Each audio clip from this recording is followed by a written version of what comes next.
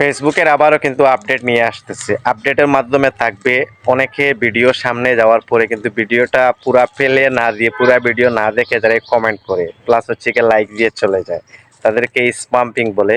তো এই বিষয়ে ফেসবুকে কিন্তু খুব কড়াকড়ি নিবে। যাদের ভিডিও আপনি দেখবেন, দেখার পরে যদি লাইক দিয়ে কমেন্ট করেন প্রবলেম নেই, বা কমেন্ট করতে পারেন লাইক দিচ্ছেন, সেটাও কিন্তু এটা রুলসের ভিতরে থাকবে। এখন দেখা গেল ভিডিওটা আপনি ফেলে দেননি, না দিয়ে কিন্তু লাইক দিয়ে চলে গেলেন বা কমেন্ট করে চলে গেলেন। অনেকে আপনারা নিজেই দেখবেন, অনেক ভিডিও আপনি আপলোড করছেন, করার পরে দেখা গেল ভিউজ হয়েছে মাত্র 10টা, কিন্তু কমেন্ট হয়ে যায় 150-200টা। এরকম কিন্তু আপনি মিলিয়ে নেবেন, বা আপনার পেজে বা প্রোফাইলে দেখবেন বা অন্য ভিডিও দেখবেন, দেখবেন এই ভিডিওতে ভিউজ হয়েছে মাত্র 10টা বা 15টা, কিন্তু কমেন্ট পড়ে গেছে 150, 200, 500 এক মিনিটের ভিতরে। এইরকম জিনিসটা কিন্তু খুব সতর্ক হিসেবে কাজ করবেন।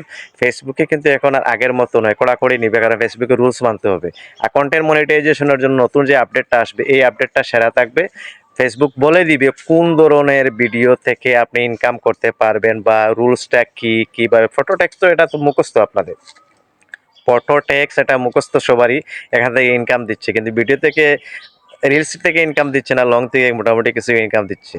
তো আরও আপডেট দিবে, তো এই আপডেটগুলো যখন আমরা শুনবো, বুঝবো, দেখবো, তাইলে আমাদের জন্য আরোটা উপকার হবে, কারণ এটা জিনিসটা আমরা বুঝতে পারবো। আর অনেকে কিন্তু বিভিন্ন ধরনের ভিডিও বানাবে, বিভিন্ন পরামর্শ দিবে, ভাই ওইগুলা শোনার দরকার নাই। ফেসবুকে আপডেট যেটা আসবে, আপনারা নিজে ওই আপডেটটা দেখবেন, বুঝবেন, তারপরে ওইভাবে চলবেন।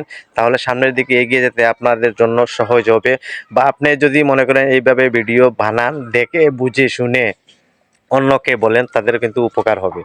এখন অনেকে কিন্তু বসে বসে ঘন্টার পর ঘন্টা লাইভে বিভিন্ন পরামর্শ দিচ্ছে, বা এই পরামর্শটা নেবেন না, অপেক্ষায় থাকেন নতুন আপডেটের। কারণ আপডেট আসলে কিন্তু কারো কাছে যাওয়া লাগবে না, কারো কাছ থেকে কোনো কিছু শেখা লাগবে না, বোঝা লাগবে না, কারণ আপনার পেজ আছে, আপনার প্রোফাইল আছে।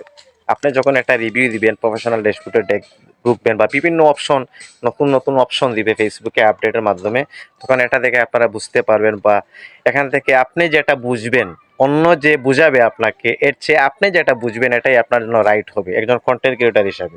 সব সময় আপনারা কি করবেন, প্রফেশনাল ড্যাশবোর্ড চেক করবেন।